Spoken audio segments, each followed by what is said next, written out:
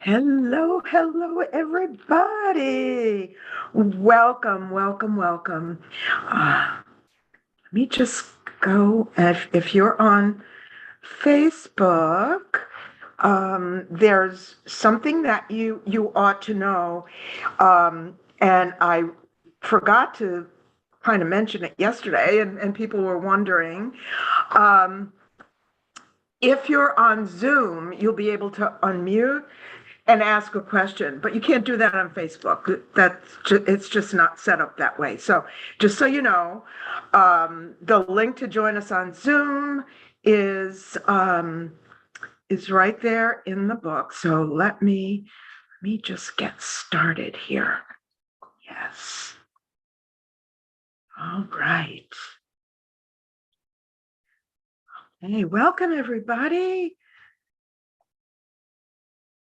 Yes. Okay, we're going to get started in a minute. It's just about 9:30, so we can get going. Welcome back, everybody. I'm just going to do kind of a quick recap of the things we mentioned yesterday because they lead us into the things that I want to talk about today.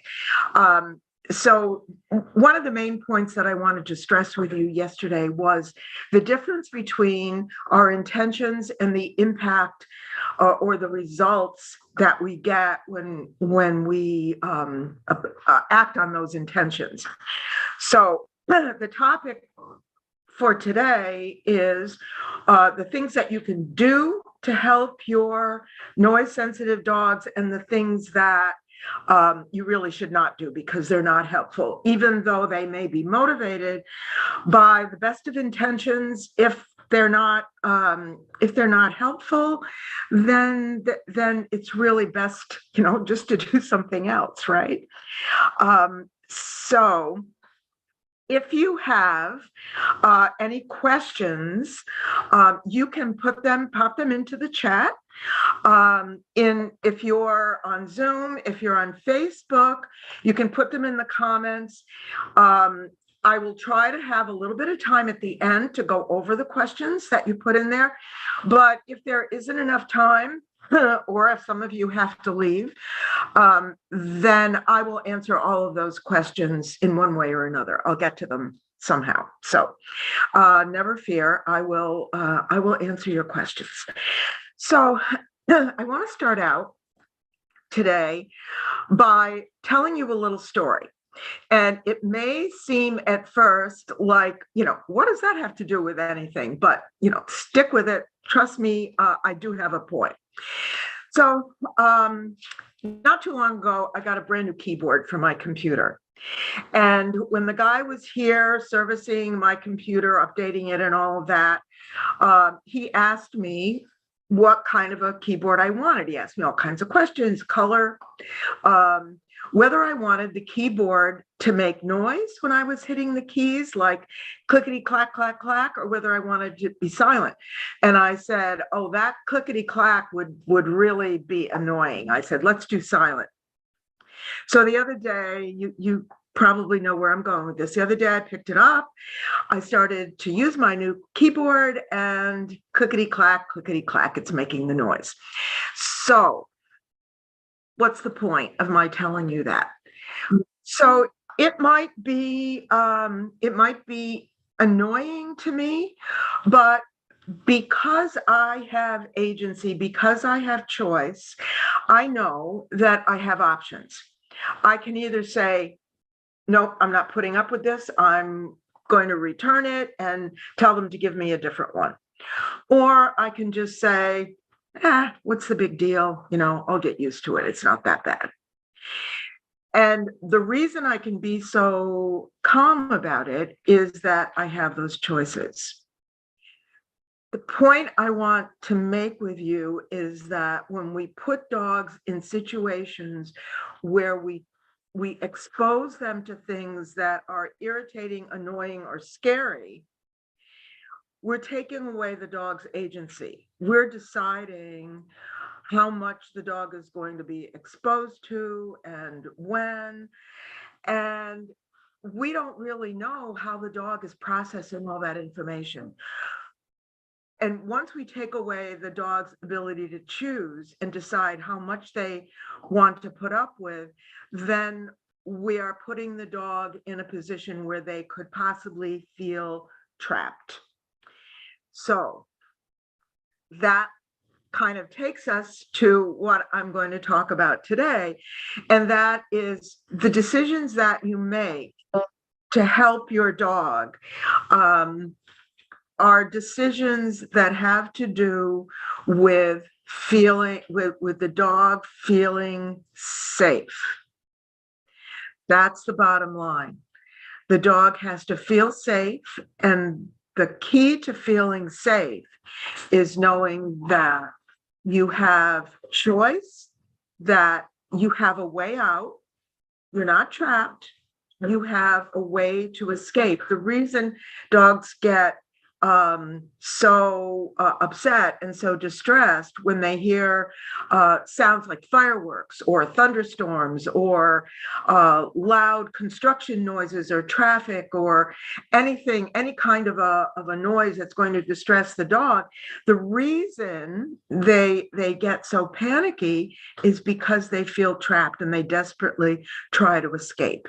And we talked about this yesterday, right? That, even a small dog could jump a high fence or dart out a door or run into, just keep running, not paying attention where they're running and get lost. And we know that the statistics are that the July 4th weekend, at least in the States, has the highest number of dogs being reported lost of any weekend or any day in the entire year. So what I want you to do is be aware of that. And I'm going to go through steps that you can take to be super cautious and to prevent those things from happening. All right, so what I'd like to do now, I have another set of slides that I'm going to show you. There's only a few of them, but if you would like to grab a notebook or pen and pencil and take down some notes, I'm going to leave the slides up on the screen for a while so that if you want to copy down or take any notes, you'll have a chance to do that. So let me go and grab those right now. I'm going to bring those up for you. Okay. All right, so we have to go back to going back to the first slide. So this is part 2 of our presentation on noise-sensitive dogs. And today we're going to focus on what to do for your distressed dogs and what not to do. And the key that I want you to keep in mind is that noise sensitivity is managed, it's not cured. It's something that affects the dog's entire nervous system. Somebody asked yesterday if the dogs could feel the vibrations, and I actually kind of looked that up, and actually they do. They feel the vibrations in their entire body. So anything that you can do to soften that, and what I suggested is give them, give the dog blankets, pillows, cushions, give them a place where they can burrow into soft places and maybe muffle the sound, and also muffle some of those vibrations that they're feeling in their body. We had a thunderstorm this morning. So if anybody's watching from my area and you have a noise sensitive dog, you probably had a dog that wanted to go hide this morning because the thunder was really loud. And actually a couple of the loud thunderclaps, I actually felt in my body. So it made me think of that question. So that's something that it's really important for you to be aware of. So it's going to be managed and not cured. We're not going to take a dog that is genetically predisposed, for example, to noise sensitivity. We're not going to change that. A dog that has developed it because of their age as they get older, their body changes and they become more sensitive to noise. We're not going to change that. We're going to manage it. We're going to help the dog cope. We're going to manage the parts of the environment that we can control. We cannot control all of it. We can't control the weather. We can't control the fireworks. We can't control a lot of outdoor noises. But there are certain things about the environment that we can control for the dogs. And those are the things that we're going to focus on. So first of all, I want to cover the things that I don't want you to do. These are the things not to do. Number one, exposing the dogs to triggers intentionally. And this seems like, you might be thinking, whoa, why would somebody do that? But actually there's a point of view that I hear from time to time, and people will say, well, this is how he has to learn. Get out there, get used to it. This is how they have to learn. But it doesn't actually work that way. Because what I mentioned earlier, we've removed the idea of consent. The dog isn't doing that. He isn't deciding how much he can tolerate, how much he can cope with, and he doesn't have a way out.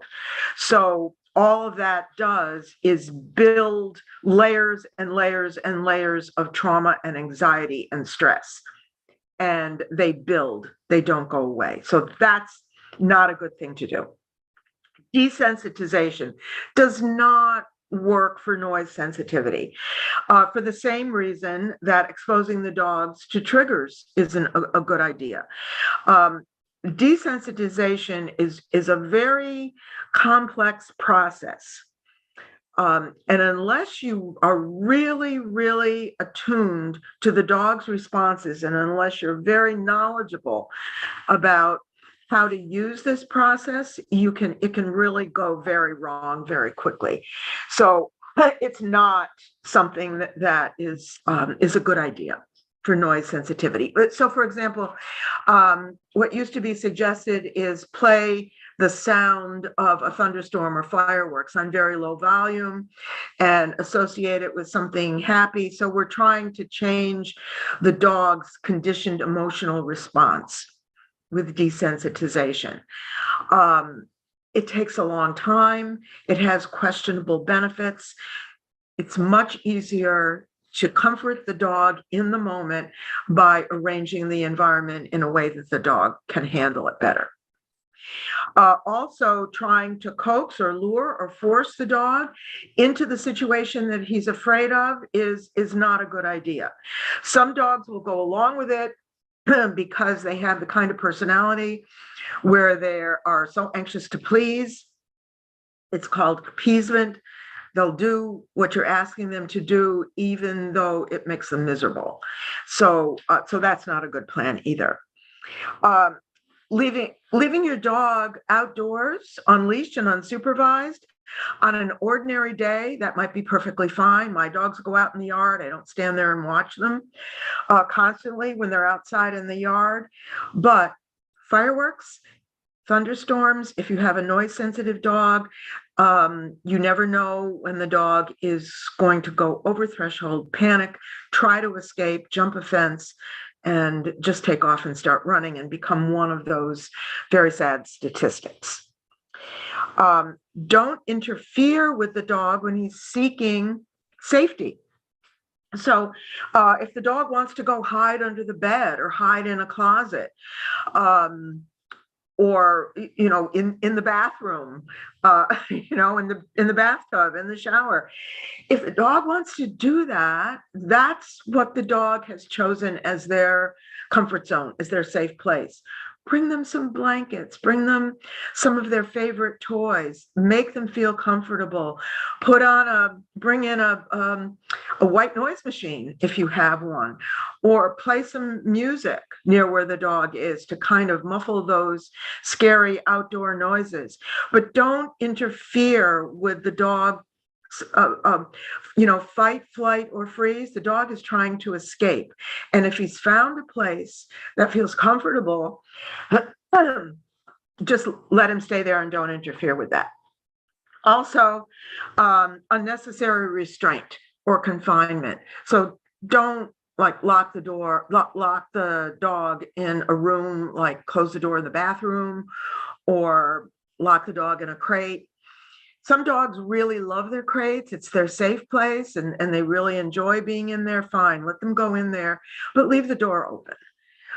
Same thing with a room. If the dog is going into a closet, don't uh, don't do anything that's going to contribute to the dog feeling trapped or confined. Okay. So let's talk now about the things that you can do. Number one, you want to avoid exposure to sound and light. So we talked yesterday about the safe haven that you're going to build or create or set up for your dog. Just a safe room in the house, a place where the dog enjoys being. The dog might choose the room that he wants. It could even be a closet. It could be anything, anywhere where the dog wants to be.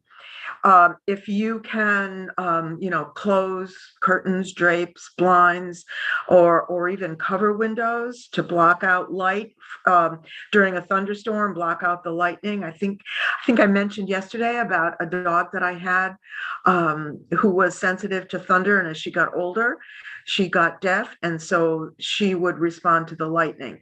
So that distress, we said this yesterday, distress increases sensitivity to sound, light, and touch. So avoid exposure, manage the environment, give your dog a safe place to be in the house. Make sure that safe haven is quiet and secure. So, I said don't interfere with the dog's choice, but if the dog chooses a place that's near an exterior door where people are going to be going in and out, you don't want to risk the fact that the dog might bolt and go out and get lost. So no exterior exit, safe, quiet, ideally a part of the house that isn't like the main traffic area where people are coming and going and spending a lot of time. Co-regulation to mirror calm energy. And this is something that you all have the ability to do.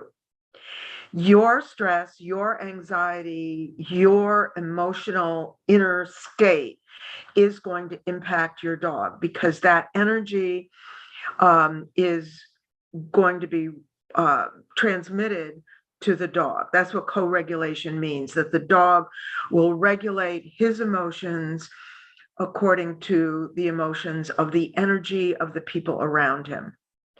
So if you can practice doing things in your dog's presence before there's ever an event like fireworks or thunder or some stressful noise, if you can practice co-regulating with your dog. And what I mean by that is just sitting with your dog and doing calm, slow breathing. Inhale and exhale, slowly, relaxed. You can quietly rest a hand on the dog, because the dog will feel your energy through touch.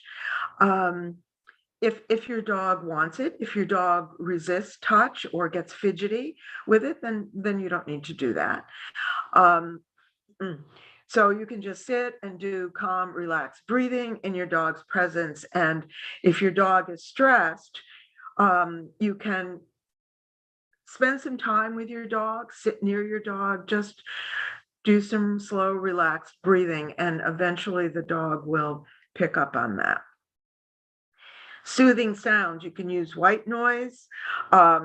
Classical music is the best kind of music to play for dogs. Other kinds of music, even though you might prefer them, they're not as soothing as the sounds and the rhythms of classical music. You can, like I said yesterday, you can get those on YouTube. There's tons of them. Just Google it or do a search on YouTube and you'll find tons of those. Touch with consent So we do in my programs, what I work on with my clients, we do consent petting. It's a simple process. You simply touch your dog, pet your dog, stroke your dog briefly, then just lift your hands off the dog's body. Just remove your hands for a second or two and wait and see what the dog does. If the dog nudges your hands or indicates in some way that he wants the petting to continue, then you can continue it. But if the dog indicates by giving you subtle stress signals, like looking away or licking lips, or leaning away, those subtle things that I talk to my clients about a lot, because it's really important that you recognize those things, then you're going to stop the petting. But you can still emotionally, mentally, psychologically, you can still send your dog feelings of gratitude, which is the most positive kind of feeling that you can send to your dog. Just think grateful thoughts about your dog. I'm so grateful that you are such a sweet personality, that you're so playful, that you give me such joy and such pleasure just to be around you. Just think those grateful thoughts if your dog doesn't want to be touched. And it might sound a little woo-woo, but it will make a difference. If you don't believe me, try it. Okay, and finally, do your due diligence about medication and supplements. If you've already consulted your veterinarian, if your dog is on medication, then continue that according to the directions. If you're wondering whether medication would help your dog or not, then that is a conversation that you need to have right away with your veterinarian and make a decision about what to do. And as I said yesterday, I am not going to substitute my judgment for the judgment of a medical professional. If my veterinarian says medication is going to help your dog, is going to relieve some of those stress symptoms, then I'm going to trust that. And I'm not going to substitute my own doubts or questions or judgment about the suitability. So, personal advice about that, but get your medication advice and follow it. Okay. So, the bottom line of what we're aiming for here is emotional security. Dogs that are in that survival mode, that fight, flight, or freeze part of their brain, do not have emotional security. To help them, we have to do things that will try to restore that for them. We have to make them feel safe, and feel is the operative word there. They have to feel it.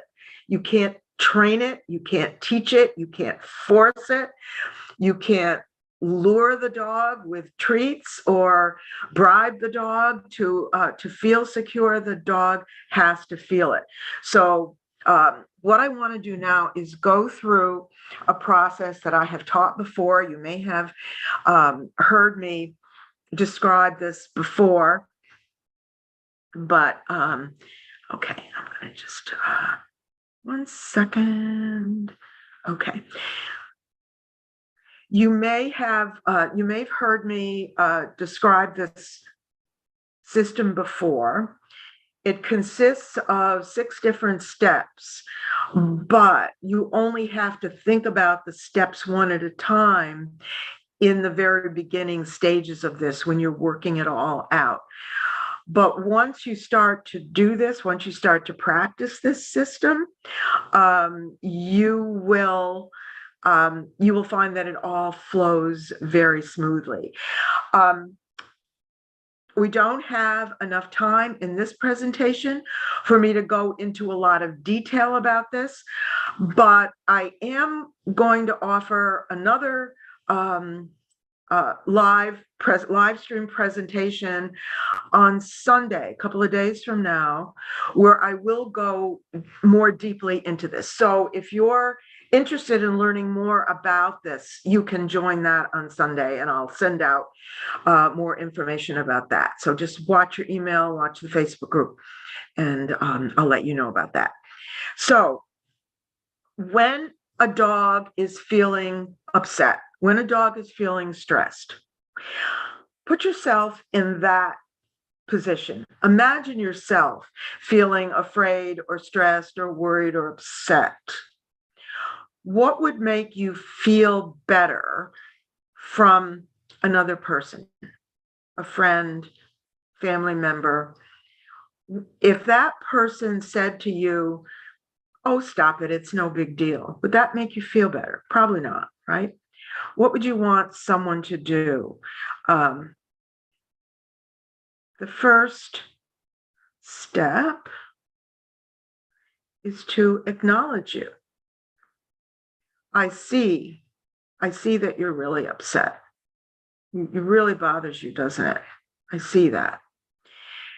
You feel that someone has heard you. Your dog wants that also. Dogs want to be heard. They want to know that when they ask for help with a behavior, and it could be something that we find annoying, like barking, jumping, whining, stress related behaviors. Behind those behaviors is a feeling, and the dog is asking for help. And when you ask for help, you want to feel heard. We all do. And so does the dog. So when you acknowledge the feeling, you're saying what you say to the dog, and you can put it in any words that you want. I'm putting it in human words so that you can get the meaning behind it. You want to say, "I hear you." Right? And the next thing you want to do is appreciate that feeling. In other words, validate it. Yeah, and that I see how that could be really upsetting for you. Yeah, I see that. You're not saying, "It's okay, don't worry, it's all right, it's only fireworks, it's only thunder, it's only a storm." You're not saying that. You're saying, "I understand how that could upset you. So I hear you. I see what's going on with you." So you appreciate that, you validate it. And the next thing that you're going to do is you're going to take some action. You're going to do something to help. Um, Accommodate the dog's needs of the moment. So putting yourself in that position of somebody said, "Oh, I see how upset you are. I can see how that would really, really bother you. Why don't you come sit down over here? Would you like a cup of tea?" So you accommodate the dog's feelings. You're not going to offer the dog a cup of tea, but one of the first things we want to do when a dog is distressed by something is create enough distance from that trigger so that the dog feels that it's far enough away so it's not threatening anymore. So that's the number one thing. When a dog goes and hides under the bed or in the closet or in the bathroom, the dog is trying to get away from the thing that's scaring him. So you're going to accommodate that. And what I said earlier is bring some blankets or toys or something to the dog and just make them feel more at home and more comfortable. So the next thing is to accept it. Accept the dog in front of you right now. You don't want the dog to be distressed. You don't want the dog to be upset. You don't want the dog to be whining or crying or trembling or shaking. You don't want that, but that's what's happening right now. You accept that. And by accepting it, you're helping. Because remember, putting it in the context of a person again. So you say, I understand. I know how you feel. Let me help you. Let me do something for you. I see that this is bothering you. Let's just take a deep breath and relax. Try to relax, and I'm here for you. So you're accepting the person. You're not giving the dog instructions about what he should feel or shouldn't feel or should do or shouldn't do. You're just accepting it. Sometimes that's hard for us because we want to do something. We want to do something to help. But sometimes less is more. And sometimes just quietly accepting where the dog is and being there as an emotional support is the best thing that you can do. And then finally, well, not finally, there's one more thing. The next thing is to ask. You may not do this right away. You may wait until the dog shows signs of relaxing a little more. But in a lot of situations, you can say to the dog, what would you like to do? I'll give you a couple of examples of when that works. So for dogs that are reactive on a leash, for example, you're out walking, they see another dog, they start barking. You validate that feeling, you accommodate them by getting farther away, changing direction, doing something that gets them a comfortable distance from that thing that's triggering their distress. And then you say to the dog, instead of saying, yanking the dog and saying, we're going this way, you would say to the dog after, you start, get the dog to focus and relax and so forth. And then you would say, what do you want to do now? Do you want to go this way? Would you like to go this way, or would you like to go over there? And you can just kind of sense what the dog wants to do. They might look in that direction. You'd say, oh, okay, let's go this way. So that's one example. Another example is the dog in the house barking because maybe the UPS truck has stopped and they're bringing a delivery. That happens, at my house a lot. And so, my dog Radar will go and bark, bark, bark. And we've been working on this and working on it a lot. And I will go through the steps and I'll say, yes, there it is. I see you're barking at that man, but he's bringing us something nice. So let's watch and let's see what happens. And then after, they leave the package and then they go away. And then I will ask him, I'll say, what would you like to do now? Would you like to, go play with your bone, your toy? Would you like to go lie down? And he'll just, trot over someplace and either hop up on the couch or go lie down somewhere, and he'll be fine. And the value of that is that you're giving a dog a choice. And it goes back to that sense of not feeling trapped or forced or pressured into doing something that they will do out of appeasement, but still be very uncomfortable. And so the final piece of this, which is super, super important, is agency. Agency means that you and I and the dog know that we have control over the things in our environment that impact our well-being. We don't have control over everything. We can't control the weather. We can't control the fireworks, but we can control the things that affect us directly, affect us personally. Going back to my example in the beginning of the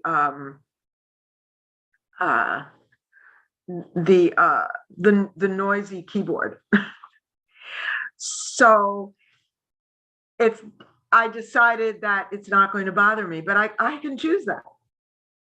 I can make that decision and then just move on and forget about it and not be irritated by that noise anymore. We can do that because we're human, and we can say that that's maybe a tiny version of desensitization, but it's not done to me, it's done by me.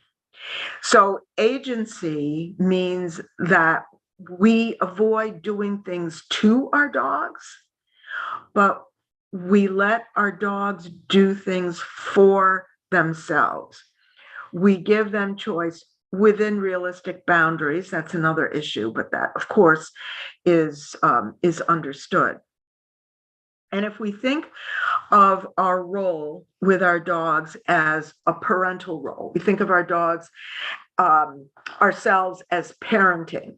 And I'm not talking about that, sentimental, fur baby idea of substituting dogs for, human children. I'm not talking about that. I'm talking about the kind of responsibility that we have as caretakers. We have a responsibility to take care of the best interests of these animals in our care. We have a responsibility to advocate for their best interests. So if they're in a situation where someone is going to frighten them or scare them or worry them, we step up and say, and act as their advocate or protector. We speak for them when they can't. That's part of that parental responsibility. So I like to use that term, and I use it in a more scientific, psychological perspective, not in a sentimental way, because I understand that some people object to that, and I get that. I kind of agree with it, but I think that we have the role that we play in our dogs' lives is very much like that of a parent. And you don't have to use that term if you don't like it.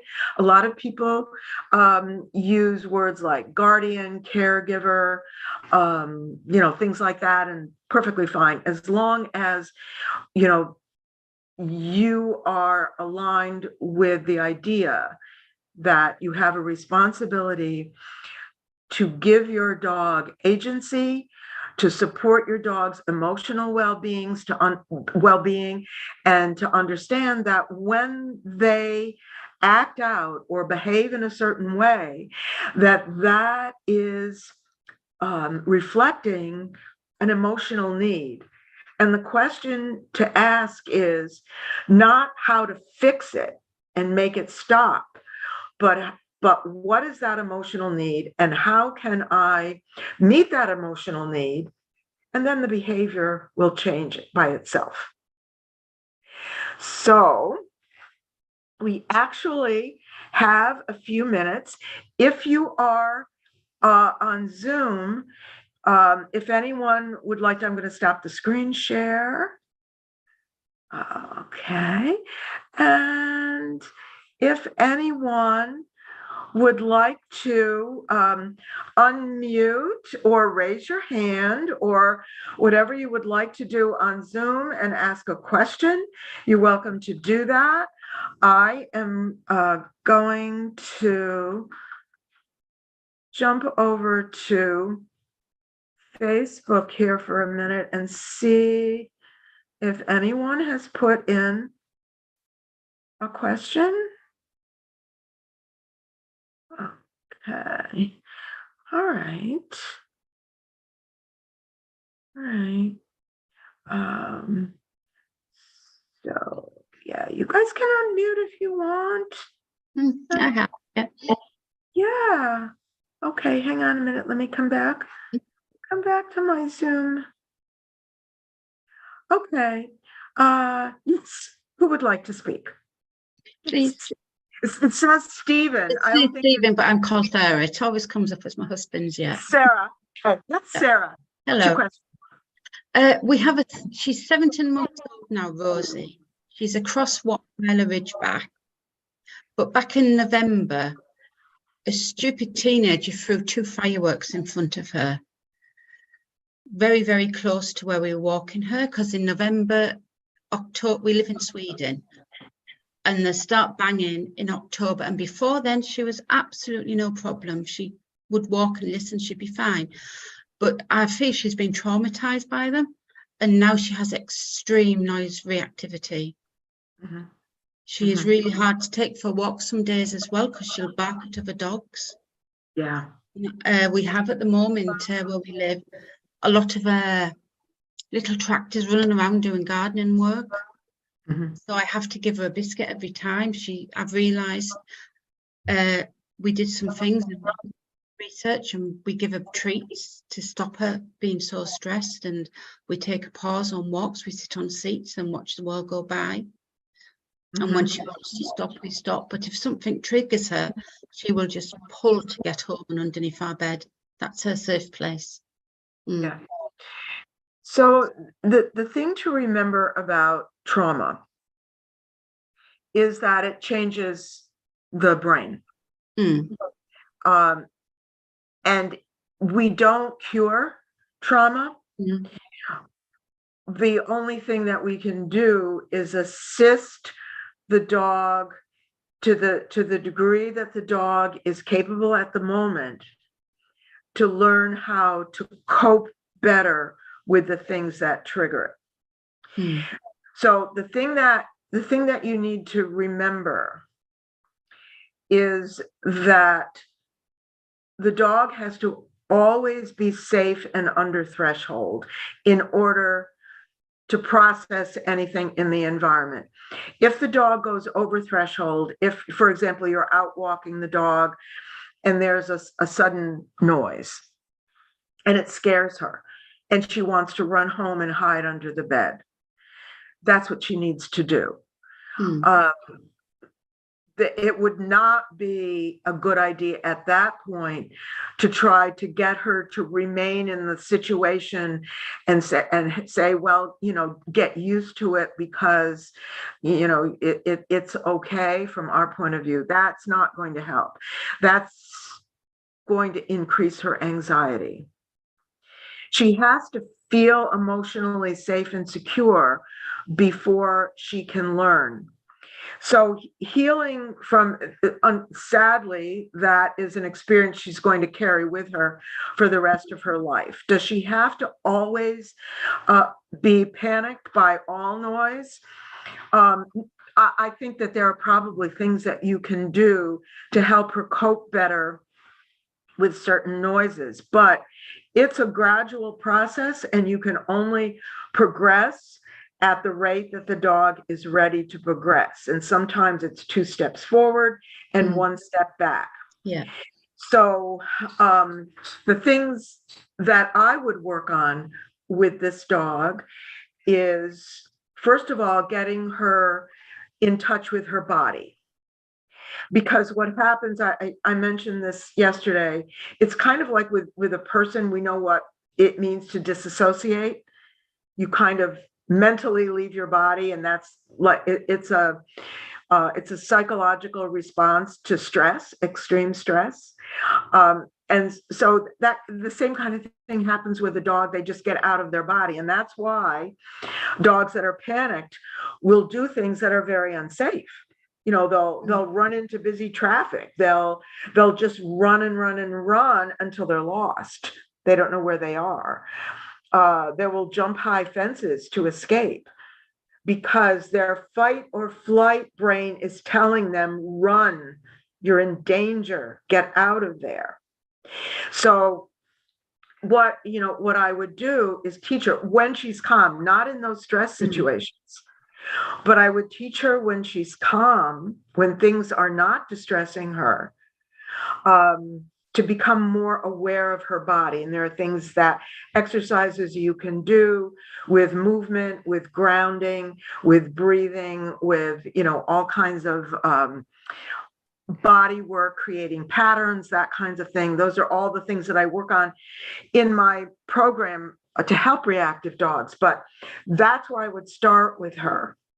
And I would work on that. And I'd be really, really super cautious about, assessing the risks, out there in the environment. So if there's something going on that you think this is going to upset her, like maybe noisy construction or noisy gardening machinery or something like that, then I would avoid exposing her to that. Yeah. Just because of the risk of putting her over threshold and putting her in a situation that she just doesn't have the ability to cope with. Yeah, we are very, very aware of things like that. We live opposite a train line as well, so we know when the trains are coming. We know when the big trains come in. Yeah. So what I might do is create a permanent safe zone for her in your house. Oh, that's a place good. Yeah, a place that she can always go to.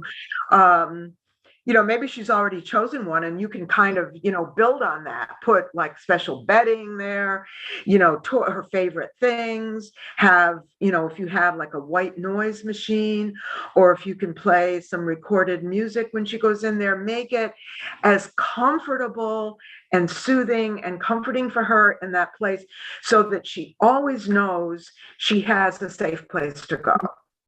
Yeah, I think she knows that. And I'm changing our choice of music to classical for her. Okay. We even made her own Spotify account so she could have it when I went out, so she had noise. Yeah. But I'll change it to classical. Yeah. Yeah, Change she's to the only dog classical. with her own email Yeah. Spotify account. Yeah. Yeah.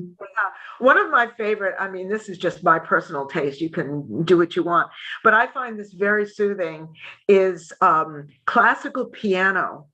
So I asked I won't say her name, Alexa, because she'll ask me what I want.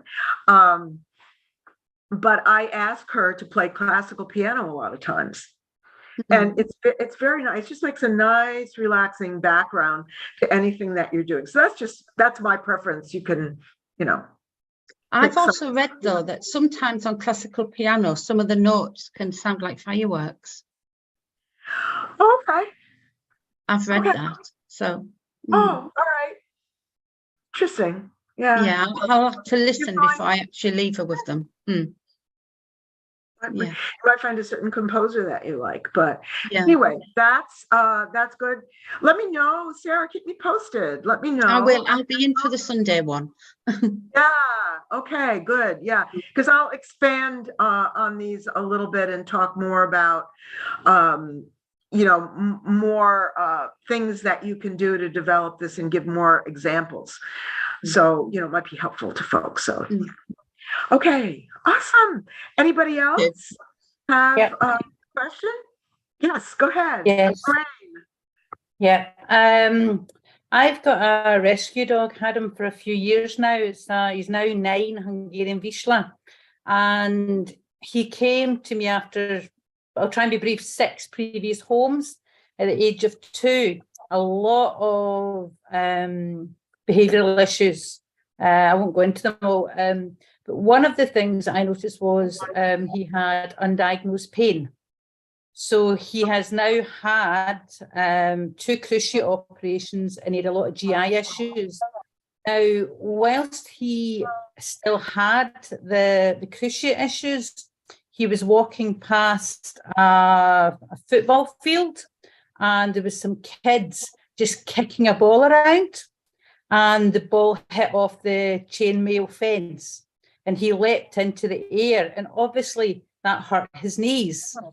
And we now avoid parks, kids with balls, anything like that, because he goes into an absolute panic. And he would run across roads. So we go to forests, we go to places where there's not any ball games. But sometimes what can happen is we'll go into a park or a place where there's no ball games and somebody will come in with a ball. What I have been doing with them, and I'm questioning whether I'm doing the right thing now, is just recently decided to work on it. And out in the back garden, I've got a ball, I bought a football, and I'm gently moving it about and hitting it about. He's in the house, and if he chooses to come out and engage, he will throw him treats. So now he will stay in the garden where I'm kicking the ball about. And he seems to be getting better.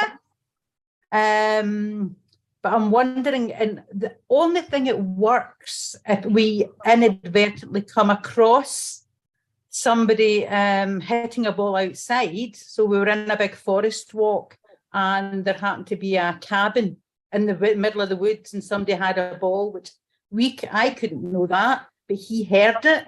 But if I play a pattern game, if I shout 1, drop a treat, if I get him that, he'll come to me and not run off. So if I do pattern games, that will certainly help. But I'm just wondering, you know, if I go somewhere and try and get him out the car, he can hear a ball a mile off and he won't come out the car. So I just shut the car and we drive away because I think there must be a ball in the distance. But as you say, it can be dangerous. suddenly somebody comes with a ball and he just shoots. He's terrified. Right. So, as far as the idea of kicking the ball around in your own garden, Yeah. I would really, look closely and see Yeah. what the dog's feelings are about that. Is the Mhm. dog tolerating it because it's you? He Uh-huh. doesn't like it, but because it's you, there's kind of a conflict. There's the person that I'm attached to, but there's Mhm. that thing that I'm afraid of. So there's that conflict.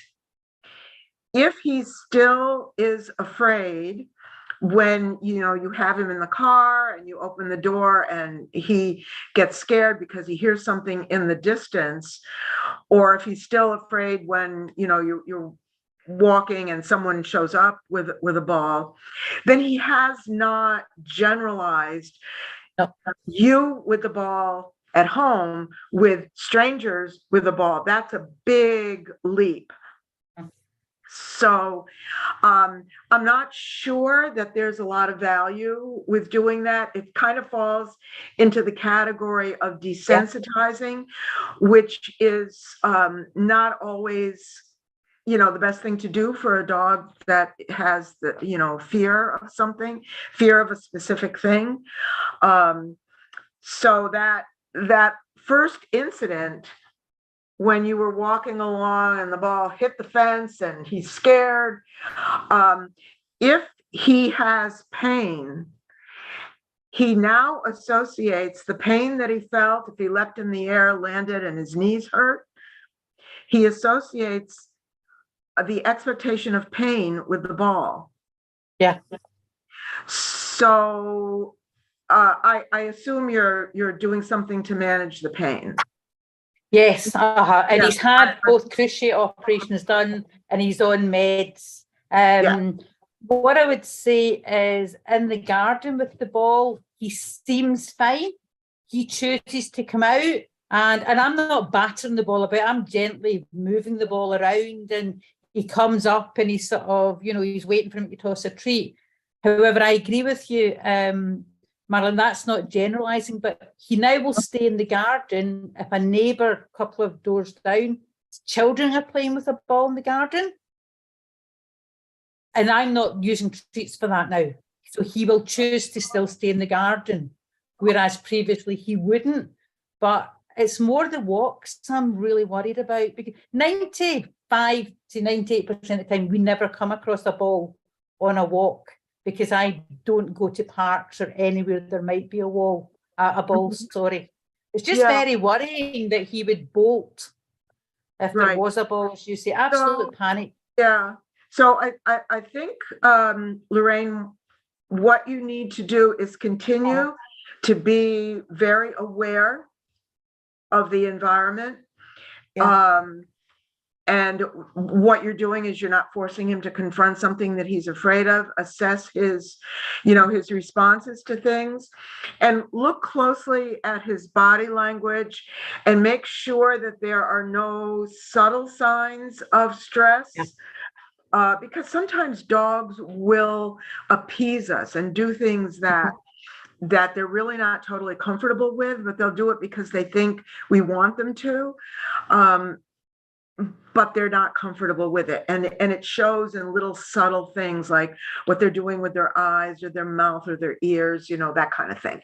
So if you can just kind of be hyper aware of that.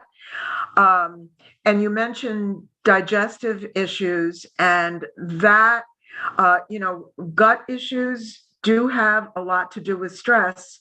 I mean, we know it from ourselves, right? If we're really, really upset, we feel it in our gut.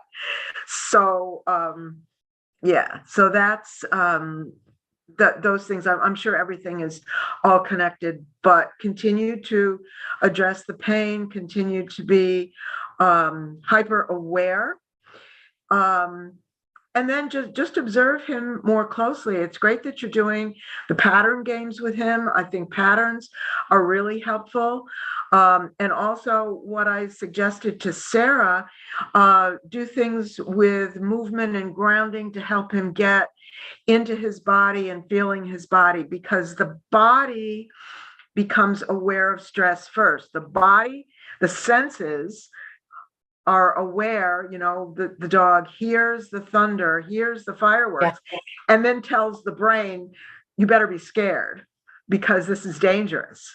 So if we teach dogs how to be comfortable in their bodies, that is going to help them to process that environmental information. And remember, it's not a cure. We're just giving them more tools to help them cope better, to manage things a little better so that they don't feel helpless and trapped. Okay. Thank you. That's really helpful. And again, it's made me think about it in a fresh way. So thank you for that. Okay, good. Thank you. All right. I'll send out more notices. I do want to have another live event on Sunday to kind of go a little bit more deeply into things that you can do to help your dog. So I want to thank you all so much for attending. We're about at the end of the time now, and I don't want to keep you any longer than I promised. So thank you so much for attending, and we'll see you all again soon. If you have any questions at all, go into the Facebook group and put the questions in the comments under this live video, and I will get to them. I'll get to them later today and answer your questions. So thanks again, everybody. Bye-bye.